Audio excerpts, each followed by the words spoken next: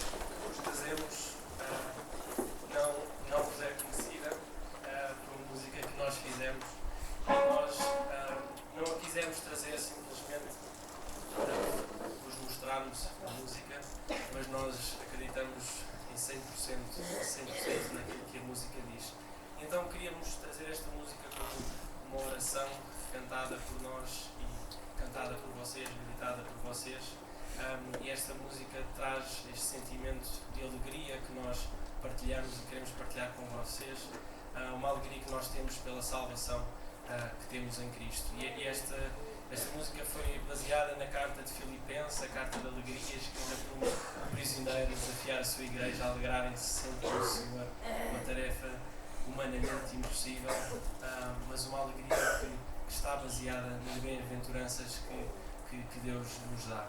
Então nós trazemos estas bem-aventuranças e queremos partilhá-las convosco, e alegrem-se connosco, e espero que Deus vos abençoe com esta música.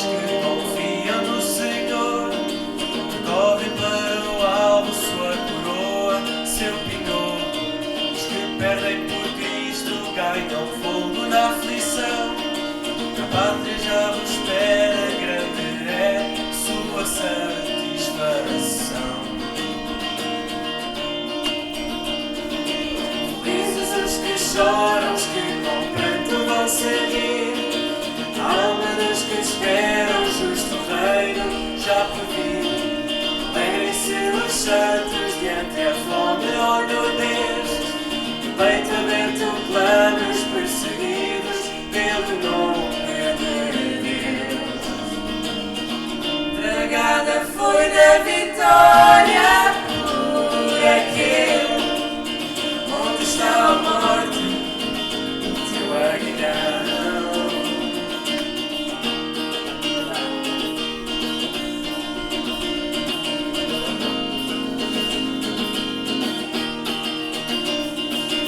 Deuses que se chamam pelo título da paz serão chamados filhos do Altíssimo Rei.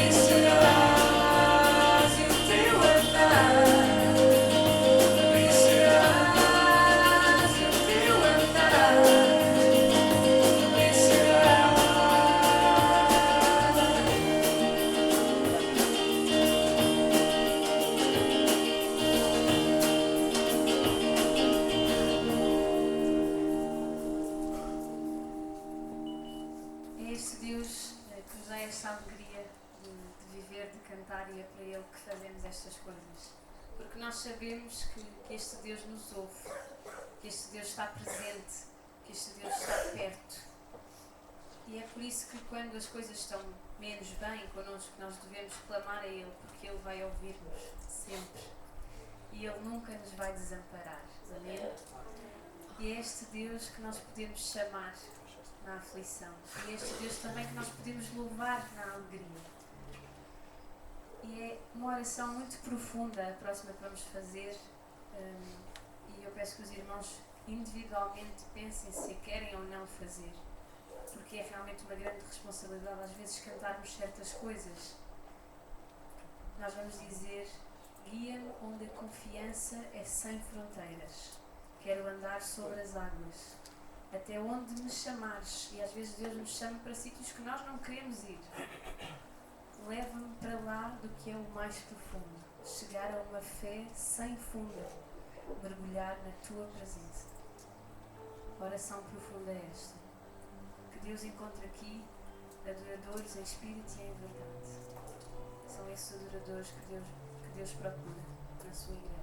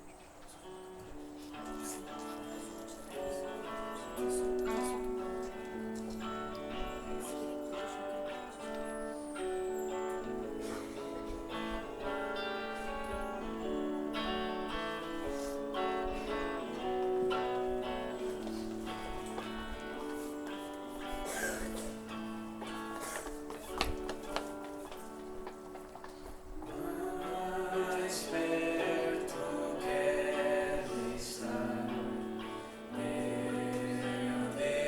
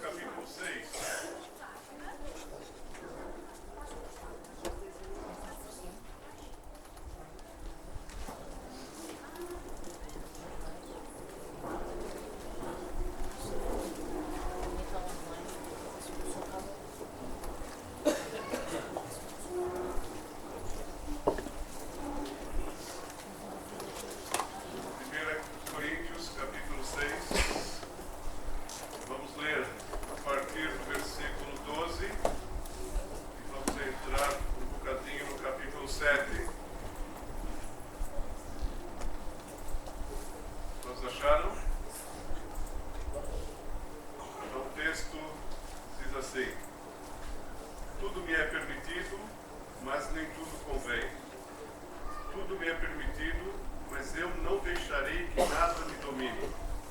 Os alimentos foram feitos para o estômago para os alimentos. Mas Deus destruirá ambos. O corpo, porém, não é para a imoralidade, mas para o Senhor, e o Senhor para o corpo. Por seu poder, Deus ressuscitou o Senhor e também nos ressuscitará. Vocês não sabem que os seus corpos são membros de Cristo? Tomarei eu os membros de Cristo e os unirei a uma prostituta? De maneira nenhuma. Vocês não sabem que aquele que se une a uma prostituta é um corpo com ela? Pois como está escrito, os dois serão uma só carne. Mas aquele que se une ao Senhor é um espírito com ele. Fujam da imoralidade sexual. Todos os outros pecados que alguém comete, fora do corpo os comete. Mas quem peca sexualmente, peca contra o seu próprio corpo. Acaso não sabem que o corpo de vocês é santuário do Espírito Santo, que habita em vocês, que lhes foi dado por Deus, e que vocês não são de si mesmos? Vocês foram comprados por alto preço. Portanto, glorifiquem a Deus com o seu próprio corpo. Quanto aos assuntos sobre os quais vocês escreveram, é bom que o homem não toque em mulher, mas, por causa da imoralidade, cada um deve ter sua esposa e cada mulher o seu próprio marido. Agora o versículo 9. Mas, ao 8 e 9, digo, porém, aos solteiros e às viúvas, é bom que permaneçam como eu, mas, se não conseguem controlar-se, devem casar-se, pois é melhor casar-se do que ficar dentro de desejo.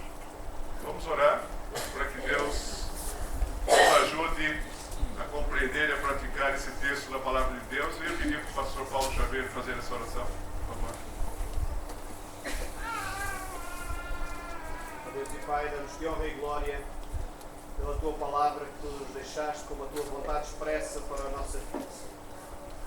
E agradecemos, Deus, porque a tua vontade é boa, é perfeita e ela é agradável e ela é a nossa norma de vida. E agradecemos, Senhor, porque tu, ao deixarmos a tua palavra escrita, fizeste como intenção guiar-nos em toda a verdade. Por isso rogamos que tu coloques as tuas palavras no teu servo, que ele seja um instrumento usado pelo teu Espírito Santo para falar a cada um de nós nesta manhã, e ao sairmos daqui, Senhor, possamos sair daqui tomando as decisões necessárias para conformar a nossa vida à tua palavra e ao teu Evangelho, Senhor, para que o mundo conheça quem tu és e possa entender um estilo de vida com qualidade, vivendo em harmonia com os teus princípios. Glorifica-te, ó Deus, em nós, é a nossa oração, e glorifica o teu nome nesta manhã. Amém. Amém. Obrigado. Nós, em liderança, algumas semanas atrás, decidimos retomar esses assuntos e voltar a falar nesses assuntos. Então essa é a razão porque eu estou a pregar nesse texto, por conversas de discernimento junto à liderança da igreja. Então é bom voltarmos a alguns assuntos que, com o passar do tempo, às vezes precisam ser refrescados na nossa memória. O que eu gostaria de falar nessa manhã é que a ideia que eu quero passar é que o meu corpo, o nosso corpo, é para glorificar a Deus. Então, isso está muito claro no versículo 20 do capítulo 6. Portanto, glorifiquem a Deus com o seu próprio corpo. Então, essa é a ideia, que o nosso corpo, o meu corpo, é para glorificar a Deus. E esta carta, como nós sabemos, foi escrita para a igreja de Corinto. E a igreja de Cristo chegou a Corinto, missionário chegou em Corinto, pessoas começaram a vir à fé, só que de um contexto bastante depravado. Era esta situação, e nós já sabemos e já falamos aqui várias vezes, a situação de Corinto. Eles adoravam uma deusa, e sabe quem era essa deusa? A deusa do amor, quem é? Falaram Vênus, quem mais?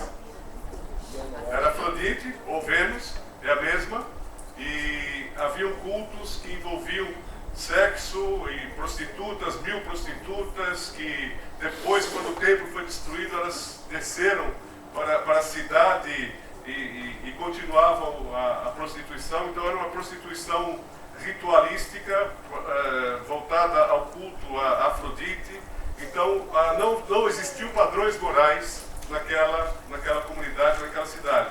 Então, os crentes, os novos crentes que cresceram, que viviam nesse ambiente, precisavam ser ensinados a viver a vida cristã. Opa, como é que se vive a vida cristã? É assim? Não, não é assim. Então, Paulo tem que fazer todo esse trabalho de ensinar os crentes como viver uma vida que agrade a Deus e como usar o corpo para glorificar a Deus e não para se entregar à prostituição, à imoralidade, etc. etc. Então, esse é o contexto. E não é muito diferente do nosso contexto hoje, que a sexualidade é livre e já nós sabemos que a imoralidade, de acordo com o padrão bíblico, continua a estar presente. Há uma grande pressão hoje sexual. O sexo está presente em tudo. Já não há limites, não há barreiras, não há pudores, já não há tabus. As pessoas fazem o que querem.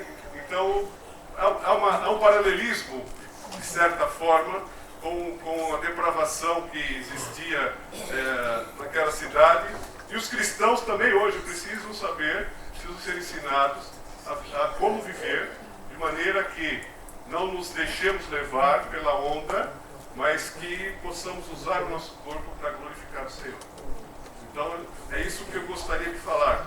E aqui, quando Paulo fala em imoralidade sexual aqui, ele usa uma palavra, algumas vezes nesse texto, que no original grego é porneia ou pornel, que dá origem, por exemplo, à palavra pornografia. Então é mais amplo do que prostituição. É toda a imoralidade sexual que podemos pensar, cabe nesta palavrinha. Cabe nesta palavra. Então ele está a falar disso, de pornel ou de porneia, como quiserem, ou seja, imoralidade sexual no sentido amplo. E nós podemos verificar isso hoje como as coisas andam. Há um deputado que está ligado a um partido que está no poder, no caso no Brasil, que ele está defendendo a pedofilia. Então ele disse que o pedófilo faz bem para a criança crescer sem tabus com a sexualidade. Então as coisas andam desta maneira e logo vamos ter a pedofilia em alguns cantos aí como algo legal e normal. Não demora muito. Mas já começa o movimento nesse sentido, em vários países, em vários locais. Então, falar esse, que eu vi recentemente, que claramente, publicamente, ele defende isso, sem problemas, sem problemas. Por isso, os cristãos precisam ser ensinados a agradar a Deus com o seu corpo, com a sua sexualidade. Então, é uma necessidade atual, sem dúvida, não era só daquela época de Corinto, é algo que também precisamos estar atentos hoje. E quando falamos em glorificar a Deus com o corpo, precisamos ver qual a importância que o corpo tem para Deus. E a palavra que está utilizada aqui para corpo é soma. Vocês já ouviram falar de uma doença psicossomática, e da esfera psicológica passou para o corpo, por isso que é somática. Então, e essa palavra soma tem também a conotação de corpo vivo. Não é simplesmente um amontoado de ossos e carne, não é só matéria, mas é um corpo completo, único. Não somos divididos em três, ou quantos quiserem, em dois ou em três, em corpo, alma e espírito. Nós somos uma unidade.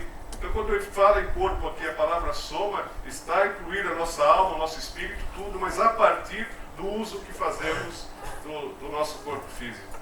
Então, o corpo é importante para Deus, porque foi criado por Deus, nós sabemos isso. Se verificarmos lá o relato da criação, nós percebemos que a expressão que Deus usa para tudo que Ele criou é que tudo era bom, ou seja, o corpo é bom, a matéria também é boa, e no caso específico, quando Ele criou o ser humano, Ele disse que era alguma coisa muito boa, muito bom o que Ele criou. Se nós verificarmos o Salmo 139, alguns versículos apenas, isso fica muito claro. E o salmista diz assim, versículos 13 a 16: Tu criaste o íntimo do meu ser e me teceste no ventre de minha mãe. Eu te louvo porque me fizeste de modo especial e admirável. Tuas obras são maravilhosas.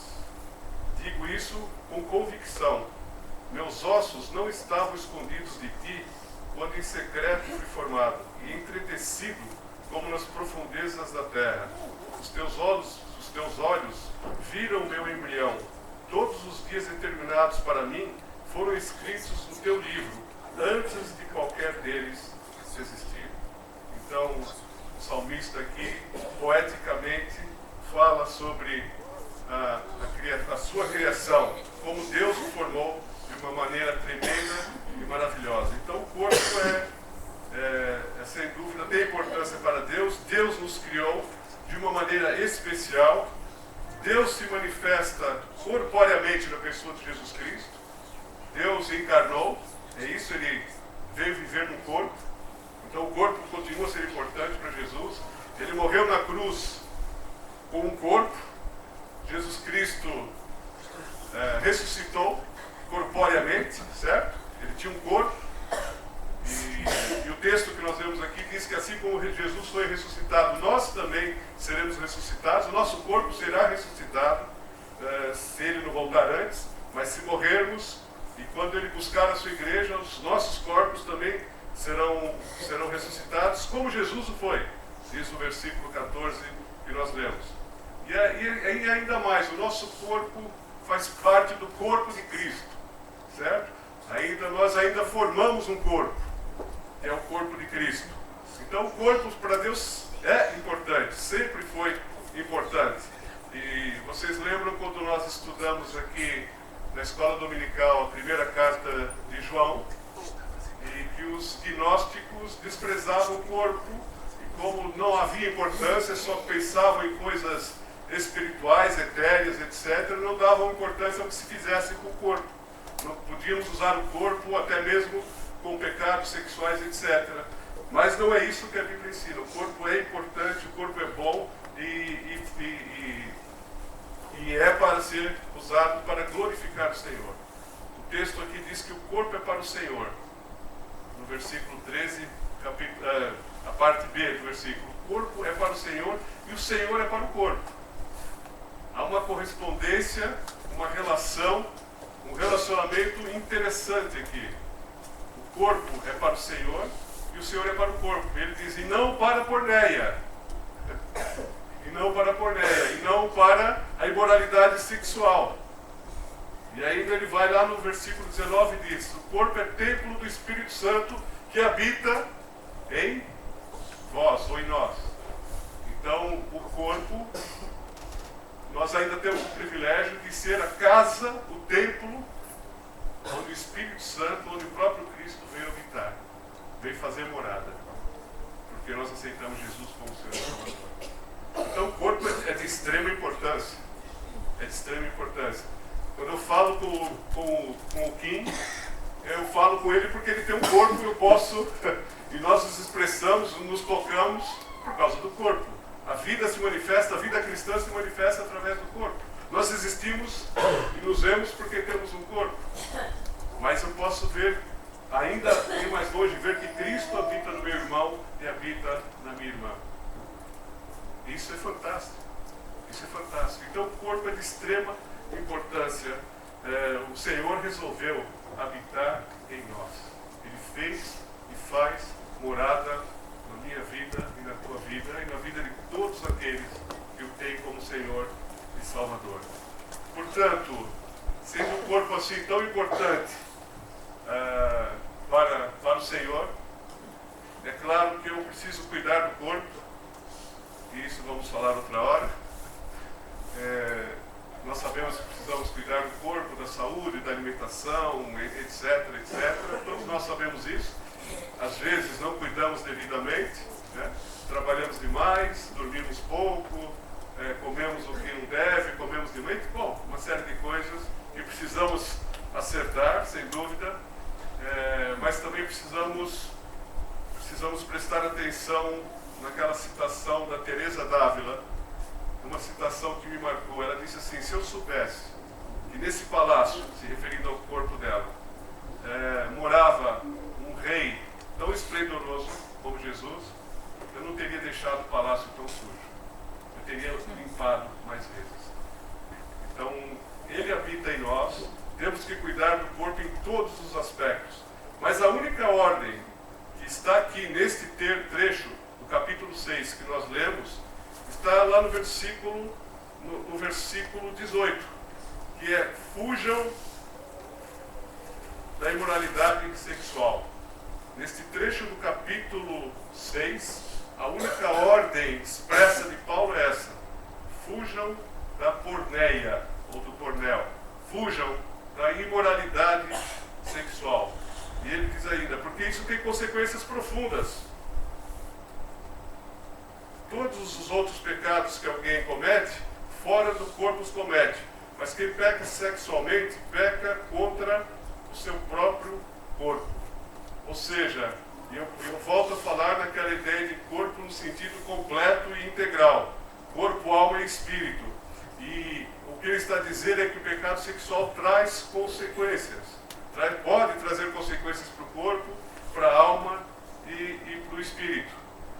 E é comum verificarmos pessoas viciadas, por exemplo, em pornografia, pela internet. Isso hoje é tão simples e tão fácil.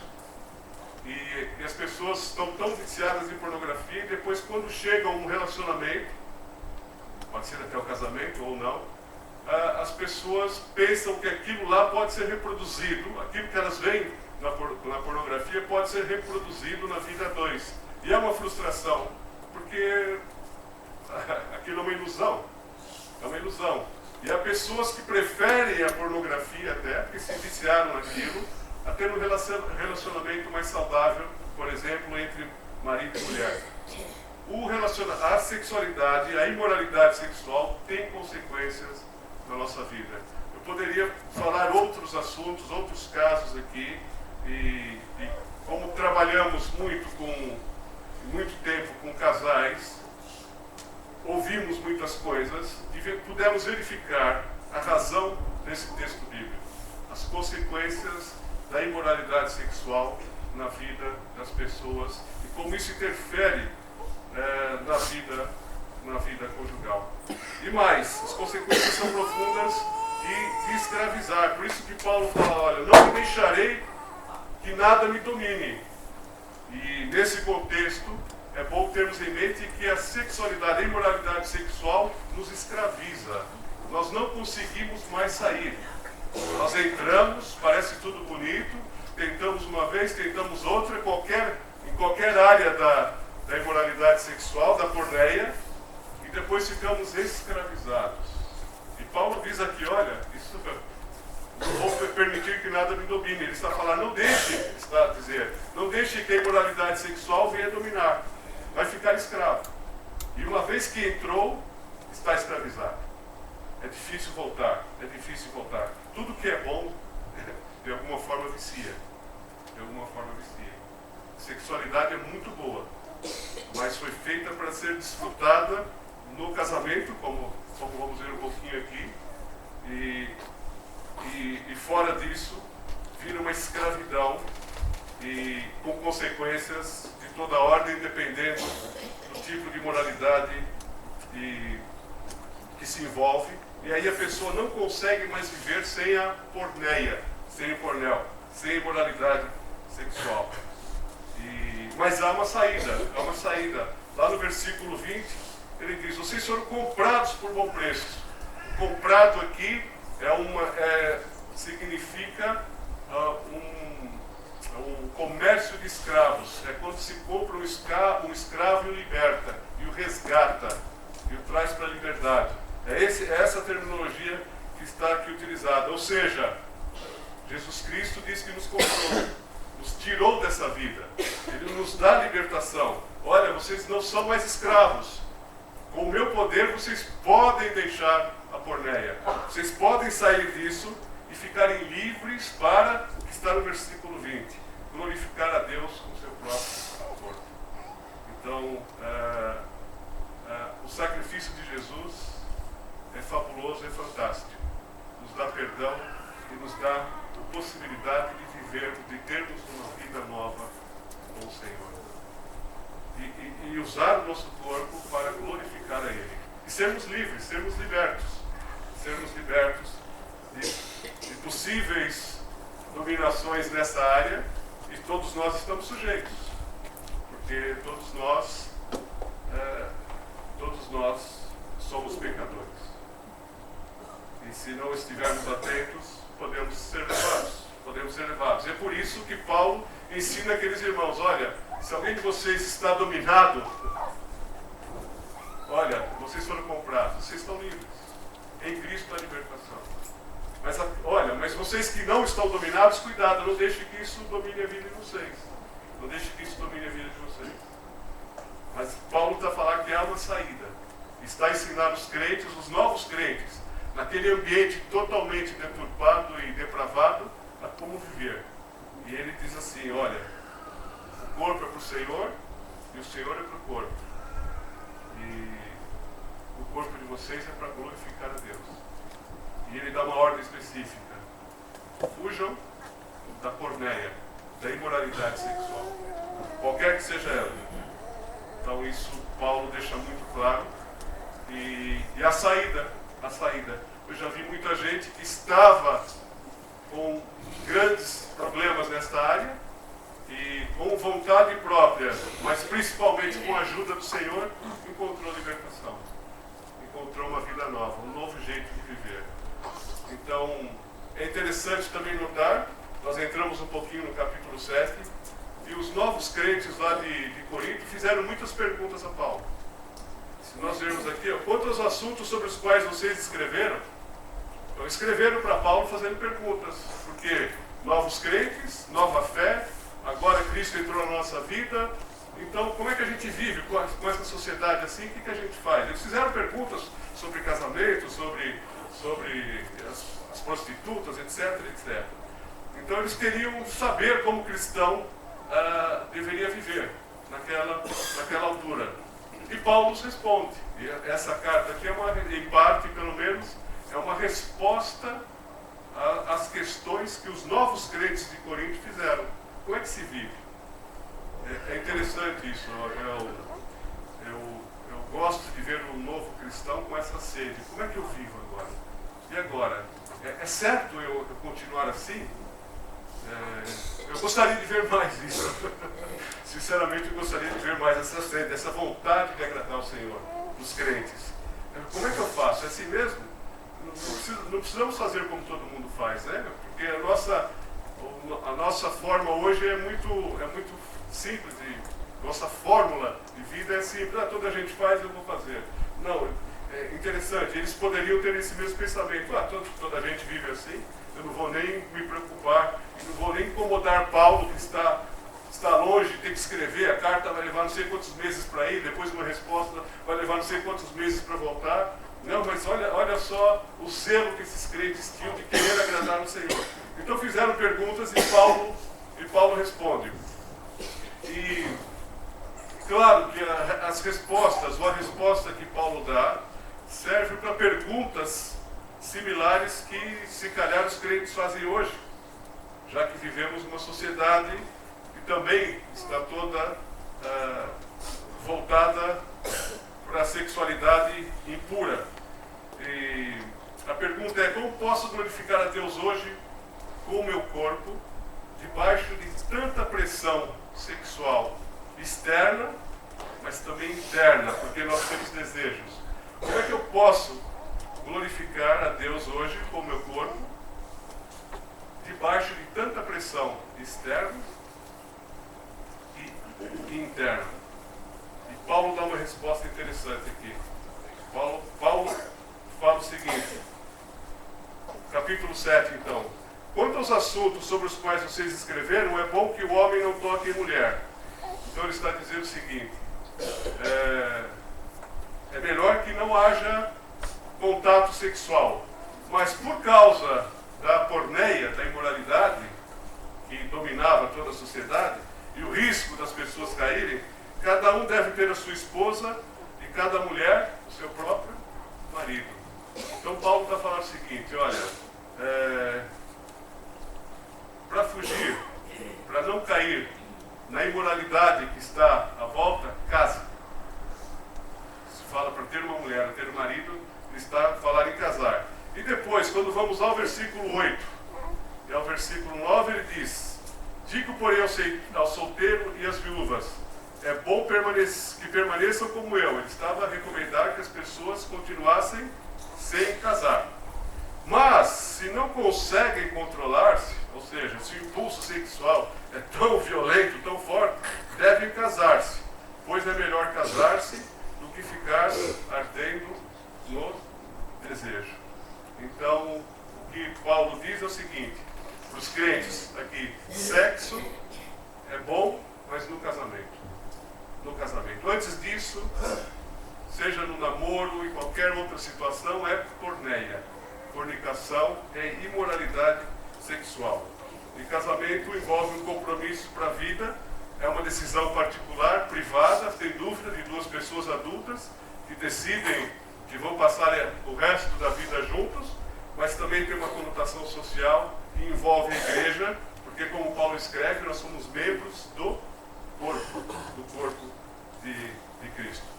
Então, é só para lembrar que essa é a nossa posição enquanto igreja com relação a esse assunto. Que nós glorificamos a Deus através do nosso corpo, não nos envolvendo ou a fugir da porneia, da imoralidade sexual, e a maneira de agradar a Deus é ou não nos envolvermos, como Paulo recomenda, ou então procurando o casamento e guardados, claro, os costumes de cada época e de cada região, isso não há dúvida, mas a solução apontada por Paulo ainda é o casamento, um compromisso para toda a vida, de andarmos um com o outro, de eu andar com a Cidinha para o resto da vida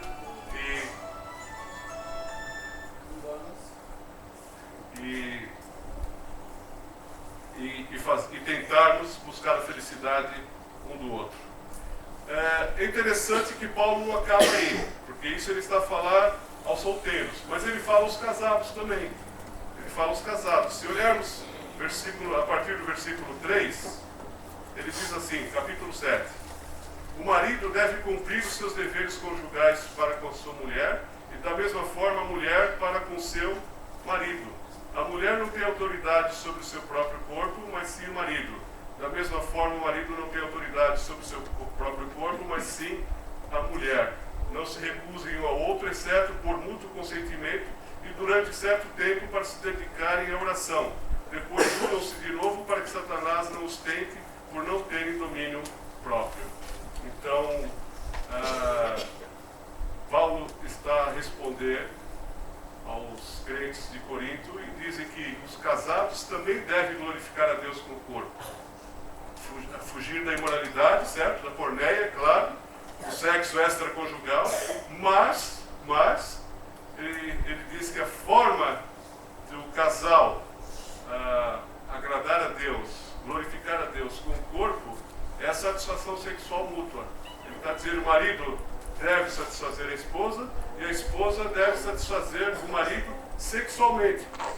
E caso contrário, pode haver alguma situação mais difícil e mais delicada. Então, glorificar a Deus com o corpo inclui se preservar para o casamento.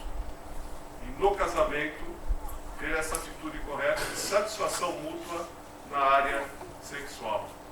Infelizmente, muitos casais não estão a glorificar a Deus com seu corpo, no que diz respeito a esse tópico que Paulo coloca muito claramente aqui. Buscar a satisfação mútua. Claro que podem acontecer problemas, mas quando isso é deliberado, aí eu compreendo que é um problema mesmo de pecado na situação. Mas isso, claro que não vamos entrar nisso agora, em mais detalhes, podemos conversar, mas o que nós verificamos aqui nesse texto é que solteiros e casados podem glorificar a Deus com seu corpo, ao fugir da porneia, e no casamento, quando há satisfação sexual mútua. Isso glorifica o nome do Senhor.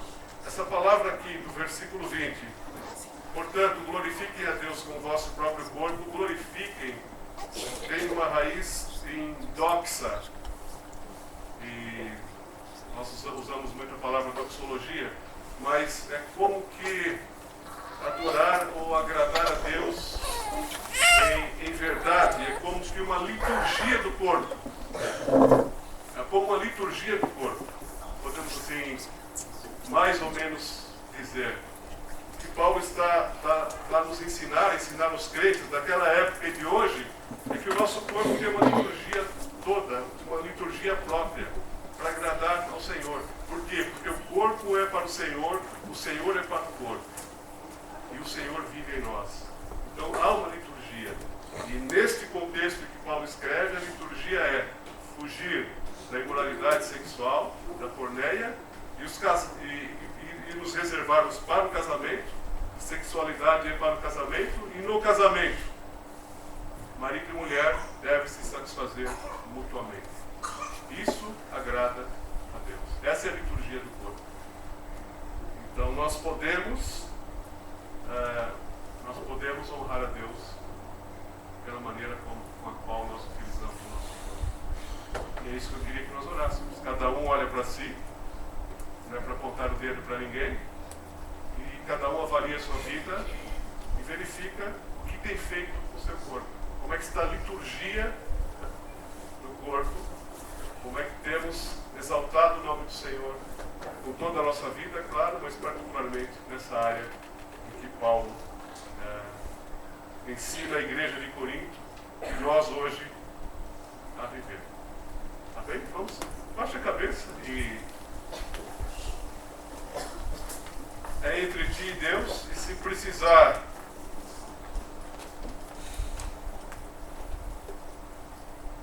de conselho, de conversa, se alguém está escravizado em algum vício sexual e não consegue se libertar sozinho ou sozinha, procure alguém da liderança da igreja, alguém da sua confiança, mas não continue assim. E coloque em seu coração um profundo desejo de glorificar a Deus com o teu corpo, que pertence a Ele, porque Ele criou e porque Ele comprou a preço de sangue.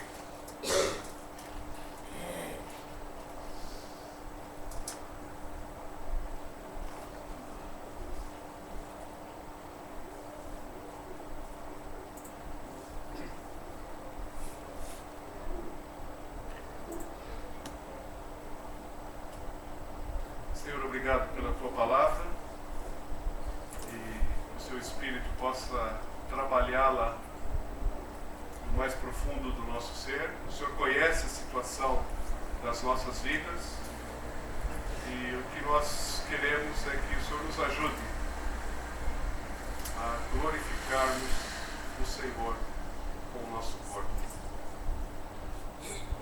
Queremos ter forças do alto para resistir à pressão de fora e à pressão de dentro, os nossos impulsos. E queremos viver uma vida santa que agrade ao Senhor e que os nossos casamentos também possam ser locais de lugar de felicidade e de satisfação mútua. Então, dedicamos ao Senhor a nossa sexualidade com gratidão, porque o Senhor nos fez assim. E que a nossa vida seja mesmo, de fato, uma liturgia, que envolve a liturgia do corpo, uma verdadeira adoração ao Senhor. Ajuda-nos, Pai, porque somos fracos e não temos forças em nós próprios. Então, que o Seu Espírito nos acuda, nos fortaleça e que possamos também ajudar-nos mutuamente. Em nome de Jesus.